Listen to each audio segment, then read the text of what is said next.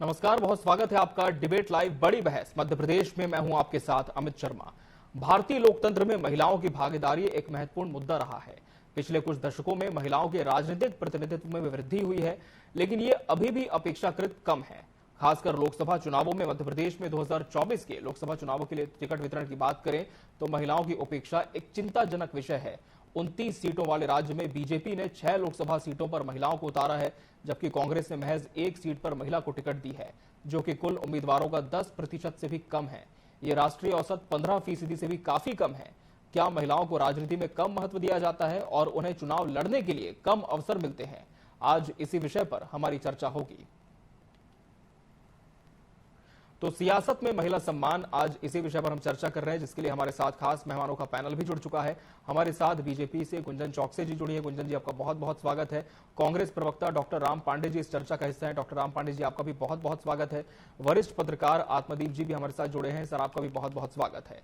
गुंजन जी, महिलाओं की बात लगातार भारतीय जनता पार्टी करती है और 29 में अगर हम बात करें मध्य प्रदेश के संदर्भ की, तो 6 सीटों पर बीजेपी ने महिला कैंडिडेट्स को मौका दिया है। क्या आप मानते हैं कि जो महिला कैंडिडेट्स का रेशो है ये बहुत सही है या फिर कम है, इसे बढ़ाया भी जा सकता था? जी देखिए, अपनी बात की शुरुआत में उस संकल्प से शुरू करना चाहूंगी जो भारतीय जनता पार्टी का संकल्प है। वो है महिला का सम्मान, है भारतीय जनता पार्टी का अपना अभिमान।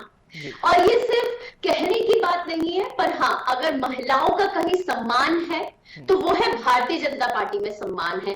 आज भी ये शायद थोड़ा हास्यप्रद लगेगा, लेकिन आज एक डिबेट में आप देख रहे हैं कि महिलाओं से रिलेटेड डिबेट में आज भारतीय जनता पार्टी का प्रतिनिधित्व एक महिला कर रही है, लेकिन कांग्रेस का प्रतिनिधित्व आज एक पुरुष ही कर रहा है।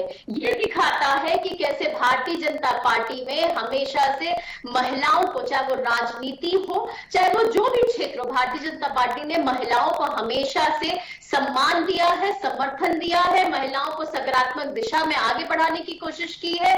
मैं 2007 की अगर बात करूं तो पंचायती राज चुनाव में भी 50% आरक्षण की जो बात की थी महिलाओं के लिए, वो भारतीय जनता पार्टी ने की थी।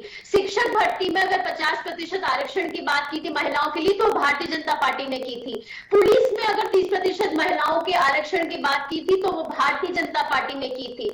और 3 दशकों के बाद अगर 33% रिजर्वेशन जो संसद में और विधानसभा में लेकर आए हैं महिलाओं के लिए, वो भारतीय जनता पार्टी लेकर आई है।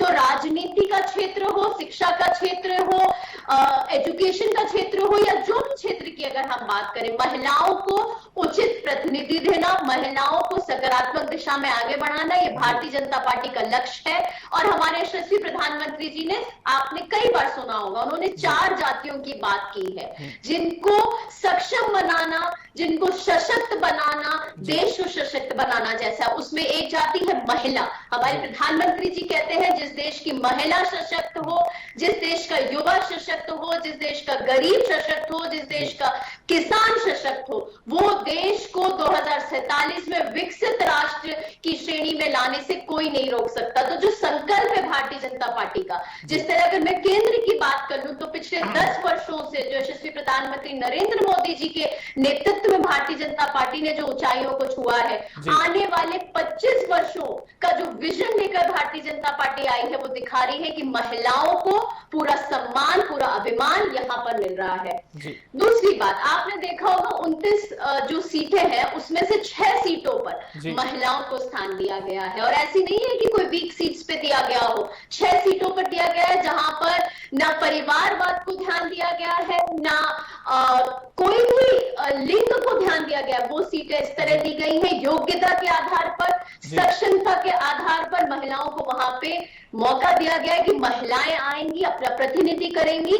घर में एक सिलेंडर से लेकर अगर सुविधा महिलाओं के हित में दी जा रही है, तो देश चलाने में महिलाओं का पूरा योगदान, भारतीय जनता पार्टी में महिलाओं को सम्मान, योगदान, अभिमान, तीनों चीज से नवाजा गया है। डॉक्टर राम पांडे जी का रुख कर लेते हैं। डॉक्टर राम पांडे जी, भारतीय जनता पार्टी ने महिलाओं का सम्मान भी किया है, योगदान भी महिलाओं का है और पूरी तरह से अवसर भी दिया है, लेकिन क्या आप मानते हैं कि कांग्रेस इसमें पीछे रह गई?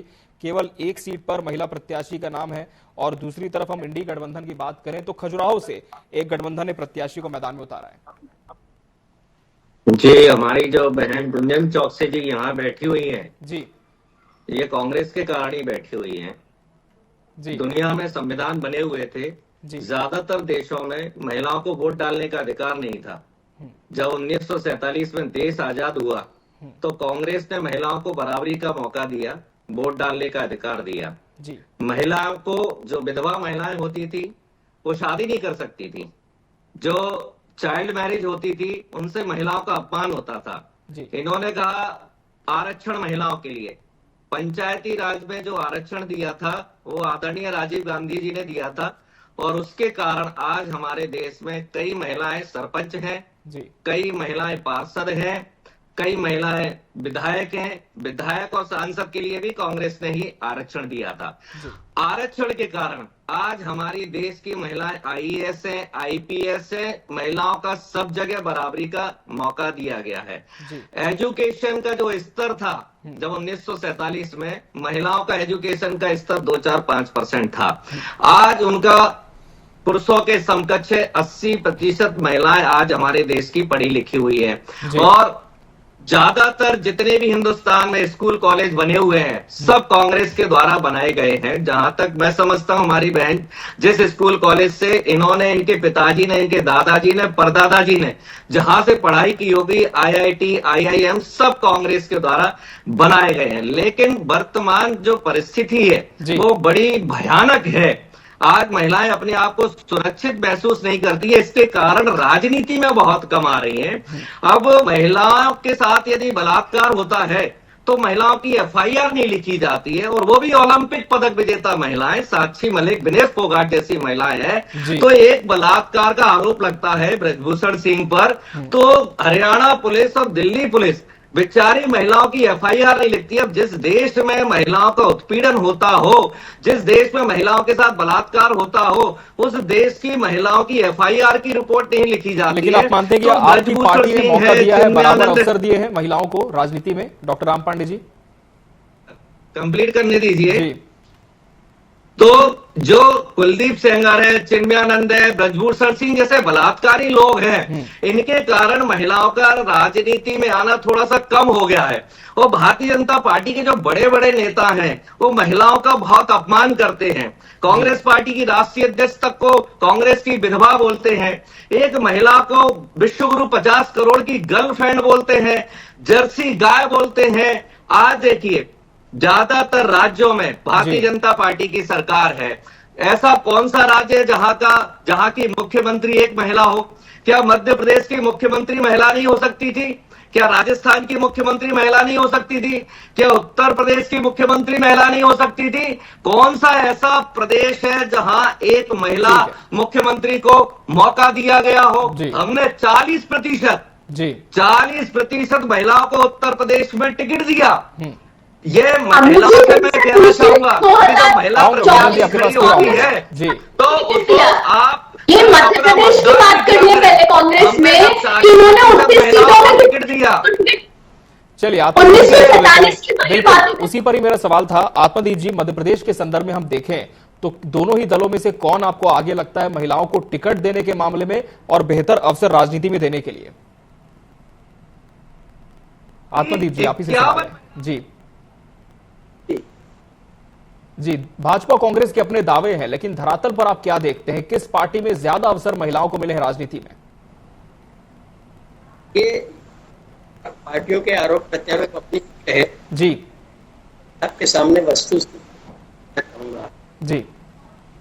हम जानते हैं कि हमारे देश में महिला वोटरों की संख्या लगती जी, और उनका मतदान लगातार जी। राजनीतिक दलों के पार्टियों में भी महिलाओं की संख्या जी, लेकिन उस अनुपात में राजनीति में महिलाओं का नहीं बढ़ रहा है। और यह स्थिति केवल नहीं है, विकासशील देश, विकसित देश है जी। अभी आप तांत्रिक इतिहास देख लीजिए, भी महिलाओं का पुरुषों के मुकाबले, यहाँ कि अमेरिका जैसे कई देश जी महिलाओं को वोट देने सालों के वोट मिला है। भारत के नॉर्थ के राज्यों में, मेघालय जैसे कुछ जी महिला प्रधान समाज है, इसके बावजूद जी वहां भी राजनीति में महिलाओं का प्रतिनिधित्व बहुत कम है। तो राजनीति में, खासकर चुनावी राजनीति में, पुरुषों के मुकाबले महिलाओं की कम भागीदारी के लिए सिर्फ राजनीतिक दल जिम्मेदार नहीं है जी।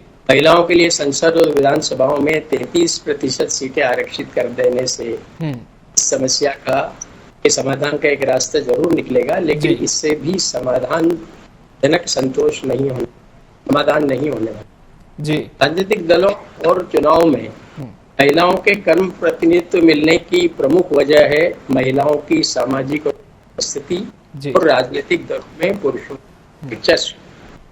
हमारे देश में ज्यादातर महिलाएं सामाजिक और आर्थिक रूप से स्वतंत्र, स्वावलंबी नहीं, अपने बारे में निर्णय लेने के लिए भी निर्भर है जी। आर्थिक रूप से आत्मनिर्भर ज्यादातर महिलाएं हमारे देश के पास राजनीति में रुचि लेने का समय और इच्छा नहीं है जी। बाकी महिलाएं आर्थिक रूप से आत्मनिर्भर न होने के कारण अपने निर्णय स्वयं लेने में सक्षम न हो। बिल्कुल, लेकिन मध्य प्रदेश के संदर्भ में आप क्या देखते हैं आतिफ जी? जिस तरह से भाजपा ने 6 सीटों पर महिलाओं को टिकट दी है, कांग्रेस ने 1 सीट पर उतारा है प्रत्याशी, तो दोनों ही दलों में क्या आपको लगता है कि जो पार्टी है ज्यादा मौका दे रही, दूसरी पार्टी में तवज्जो कम है, क्या ऐसा मानते हैं? नहीं, ऐसा बिल्कुल नहीं है। इसकी असली वजह है हर पार्टी को जिताऊ उम्मीदवार चाहिए जी। तो हमने अभी उल्लेख किया कि किन किन कारणों से महिलाएं राजनीतिक दलों में, चुनावी राजनीति में कम सक्रिय हो पाती जी। राजनीतिक दलों का असुरक्षित वातावरण भी इसके लिए जिम्मेदार है। चुनाव में खर्च होने वाला मोटी रकम भी इसके लिए जिम्मेदार है जी। तो महिलाएं जो पार्टियां तो सत्ता में आना उनका लक्ष्य होता है, तो वो जहाँ जिताऊ उम्मीदवार मिलेगा वहाँ स्त्री हो या पुरुष हो, देने में कोई संकोच नहीं है। ठीक है, इसका जवाब लेते हैं जी। क्या ये जो महिला प्रत्याशी आपकी है 6 सीटों पर जो कैंडिडेट्स हैं बीजेपी की, इन्हें जिताऊ उम्मीदवार के तौर पर ही पार्टी प्रोजेक्ट कर रही है, इस वजह से मौका मिला, या फिर महिला सम्मान की बात थी? लेकिन खासकर अगर हम कुछ सीटों का जिक्र करें, जैसे हम भिंड की बात करें, फूल सिंह बरैया से मुकाबला होगा संध्या राय का, हम रतलाम की बात करें, पूर्व केंद्रीय मंत्री कांतिलाल भूरिया चुनावी मैदान में अनीता नागर से जिनका मुकाबला होगा, क्या लगता है कड़ी टक्कर आपके जो प्रत्याशी है वो कांग्रेस के दिग्गजों को दे पाएंगे? दिग्गज कौन है और क्या है इसका जो आकलन है ये शायद कांग्रेस में होता होगा। भारतीय जनता पार्टी में जो आकलन होता है वो योग्यता के आधार पर होता है, वो काम के आधार पर होता है। जिस तरह पिछले, अगर मैं मध्य प्रदेश की बात कर लूं, पिछले 20 वर्षों से विकास के काम हो रहे हैं हर क्षेत्र के लिए, हर वर्ग के लिए। और अगर हम केंद्र की बात कर ले तो पिछले 10 वर्षों से जो काम हो रहे हैं, हमारा विश्वास उस काम के भरोसे पे है, योग्यता के भरोसे पे है, क्षेत्र के विकास के भरोसे पे है। 29 की 29 सीट इस बार भारतीय जनता पार्टी लेकर आएगी, क्योंकि भारतीय जनता पार्टी में परिवारवाद को खत्म किया है, भारतीय जनता पार्टी ने भ्रष्टाचार को खत्म किया है। और राम पांडे जी तो बात कर रहे थे, मैं उस पर पहले जवाब देना चाहूंगी। राम पांडे जी ने अपनी पूरी बात में 1947 का जिक्र किया है, लेकिन 2024 में चुप्पी क्यों साध के बैठे हैं? आपका सवाल था कि 2024 में कांग्रेस ने कितने महिला उम्मीदवारों को दिया है मौका, आप नाम लेके बता दें। आप उसमें से इन्हें सिर्फ एक महिला उम्मीदवार दिखी सक्षम महिला होते हुए। यह बात दिखाती है कि किस तरह कांग्रेस एक महिला विरोधी पार्टी है। जिस तरह इनका शीर्ष नेतृत्व की अगर मैं बात कर लूं, याद दिला दूं, कमलनाथ जी हो या दिग्विजय सिंह जी हो, जिस तरह इन्होंने महिलाओं को टंचमाल कहा है, जिस तरह इन्होंने महिलाओं को आइटम कहा है, जिस तरह आपके और हम सबके सामने वीडियोज आए हैं, दिग्विजय सिंह जी ने अपनी कार्यकर्ता महिला को जिस तरह धुतकार कर, पागल बोल कर अपने दफ्तर से बाहर निकाला है, ये दिखाता है कि महिलाओं का कितना ये सम्मान करते हैं। जिस तरह लाडली लक्ष्मी योजना की बात कर लो, लाडली बहना योजना की बात कर लो, जो भारतीय जनता पार्टी महिलाओं के हित के लिए लेकर आई थी, उसका विरोध किसने किया है? वो कांग्रेस ने किया है। द्रौपदी मुर्मू जी का जब नाम सजेस्ट किया था भारतीय जनता पार्टी ने, एक दलित महिला का राष्ट्रीय एक पद पर, संविधान के उच्च पद पर नाम आया था, उसका विरोध किसने किया? कांग्रेस ने किया। ये कांग्रेस महिला विरोधी पार्टी है, जो दर्शाता है कि 2024 में ये एक तरफ बात करते हैं कि मैंने स्कूल से पढ़ाई की, वो कांग्रेस की देन है, मेरे बाप, मेरे पिताजी, मेरे दादाजी, इन सब ने किसने पढ़ाई की थी स्कूल से, वो कांग्रेस की देन है। आपने मेरी माता जी का नाम क्यों नहीं लिया जी? आपने मेरी दादी जी का नाम क्यों नहीं? ये आप सोच दर्शाता है। आप पुरुषों का प्रधान देश मान रहे हैं देश को आज भी, जो हमारे यशस्वी कहीं ना कहीं बीजेपी का कहना है कि महिलाओं का सम्मान कांग्रेस पार्टी में नहीं, इसलिए सिर्फ एक ही सीट पर आपकी महिला कैंडिडेट है। लेकिन सवाल यह भी है कि अभी जो जनता पार्टी में प्रत्याशी का कोई मतलब नहीं है। देखा जाए तो भारतीय जनता पार्टी तो 29 महिलाओं को भी दे सकती थी टिकट, क्योंकि मोदी जी को आना यही कहना है कि चुनाव मैं लड़ रहा हूं, आप नहीं लड़ रहे हैं। और देखिए, भोपाल से प्रज्ञा ठाकुर जी सांसद थी, उनमें क्या कमी थी? क्यों उनका अपमान किया गया? क्यों उनका टिकट काटा गया? उमा भारती जी मुख्यमंत्री थी, क्यों उन्हें मुख्यमंत्री पद से हटाया गया? क्यों उन्हें इस बार टिकट नहीं दिया गया? आज वो मुख्यमंत्री होती तो शिवराज जी की जगह 15-17 साल का कार्यकाल उमा भारती जी का होता। माया सिंह जी को क्यों नहीं टिकट दिया गया? यशोधरा राजे सिंधिया को क्यों नहीं टिकट दिया गया? तो भारतीय जनता पार्टी में महिला हो या पुरुष हो, यूज एंड थ्रो का कार्यक्रम वहां चल रहा है। केवल दो लोग ऐसे हैं, अमित शाह जी और मोदी जी, जो अपनी जगह किसी को नहीं आने देते हैं। मोदी जी का कार्यकाल 2 बार हो चुका है, क्यों नहीं तीसरे कार्यकाल में किसी महिला को मौका दिया गया है? अमित शाह जी इतने सीनियर हो गए, क्यों नहीं अपनी जगह किसी महिला को मौका दे रहे हैं? राष्ट्रपति द्रौपदी मुर्मू, जो संविधान की और देश की सबसे प्रमुख होती हैं, क्यों नहीं उनसे नए संसद भवन का उद्घाटन कराया गया? संसद की सर्वोच्च पद पर वो महिला बैठी हुई हैं, उनका इससे बड़ा अपमान क्यों हुआ? क्यों नहीं राम मंदिर का उद्घाटन उनसे कराया गया? क्योंकि वो आदिवासी थी, आपको आदिवासी का अपमान करना था। आदिवासी का राम मंदिर का शिलान्यास नहीं कर सकता है, तो आपने एक आदिवासी, वो महिला थी, आदिवासी राष्ट्रपति थी, तो आपने राम मंदिर का उनको शिलान्यास नहीं करने दिया। आपने द्रौपदी मुर्मू जी का ये हाल कर रखा है कि यदि एक कागज पर भी उनको साइन करना है तो पीएमओ से उनको परमिशन लेना पड़ती है। उनके सारे अधिकार मुर्मू जी के छीन के रखे। आज उनको यदि ग्वालियर जी कार्यक्रम बनाना है, उत्तर प्रदेश में कार्यक्रम बनाना है, तो प्रधानमंत्री से उनको परमिशन लेना पड़ती है। इतना आपने राष्ट्रपति जी को बिल्कुल चंगुल में फंसा रखा है। वही बात आ जाती है, ये टीवी 24 के एंकर अच्छे आपको मौका देंगे, आप बीच में शब्दों का इस्तेमाल किया है, यूज एंड थ्रो जैसे शब्दों का इस्तेमाल सिर्फ कांग्रेस के प्रवक्ता ही करता है। आपने महिलाओं का फिर से अपमान किया है और चैनल पे बैठ के अपमान किया है। चलिए वरिष्ठ पत्रकार आत्मदीप जी का रुख कर लेते हैं, क्योंकि कार्यक्रम के अंतिम चरण में हम पहुंच चुके हैं। आत्मदीप जी, अब जिस बिल की इसके पहले आपने चर्चा की, 33% आरक्षण जिसके तहत किया जाना है, 2029 तक महिलाओं को इसका लाभ मिलेगा, लेकिन इसके पहले दोनों ही दलों की तरफ से किस तरह के कदम उठाए जा सकते हैं, जिस उठाए जाने चाहिए भी मैं आपसे पूछूंगा, जिसके तहत महिलाओं की जो भागीदारी है वो सक्रिय राजनीति में ज्यादा से ज्यादा हो? आत्मदीप जी। देखिए जी, महिलाओं के लिए आरक्षण बिल पंचायत राज संस्थाओं में और नगरीय निकायों में पहले से पारित हो चुका है और लागू हो चुका है जी। लेकिन हम क्या स्थिति देखते हैं, आज भी अखबारों में खबर छपती है कि पार्षद पति या प्रधानपति, जहां जो महिलाओं के लिए सीटें आरक्षित है, उन पर महिलाएं चुनाव लड़ी वैधानिक आवश्यकता होने के कारण, लेकिन बैठकों में भाग उनके पति ले रहे हैं जी। कुछ जगह तो कलेक्टर ने पति को बाहर भी निकाला मीटिंग से, जिला परिषद, पंचायत, ग्राम पंचायत की स्थिति है जी। ये सारे सिनेरियो में बदलाव का कुल मिला के एक ही समाधान है कि हमको महिलाओं की सामाजिक और आर्थिक स्थिति में बदलाव लाना, सुधार लाना जरूरी है, और राजनीतिक दलों में भी महिलाओं के लिए सुरक्षित वातावरण उपलब्ध कराना बहुत जरूरी है।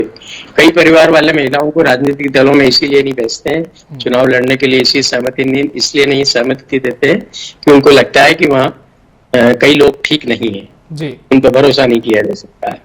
आपने देखा होगा, बहुत चर्चित हुआ था तंदूर कांड जी दिल्ली में, सरला मिश्रा हत्याकांड मध्य प्रदेश में हुआ है, अमरमणि का कांड हुआ है उत्तर प्रदेश में। ये ऐसी घटनाएं लोगों को डरा देती है, इसलिए सुरक्षित वातावरण उपलब्ध कराना बहुत आवश्यक है, और हमें खुशी है कि धीरे धीरे इस स्थिति में सुधार आ रहा है जी। बिल्कुल गुंजन जी, क्या मध्य प्रदेश में महिलाओं के लिए सुरक्षित वातावरण है? आने वाले समय में पार्टी की ओर से और जो भागीदारी है महिलाओं की, वो राजनीति में दिख सकती है?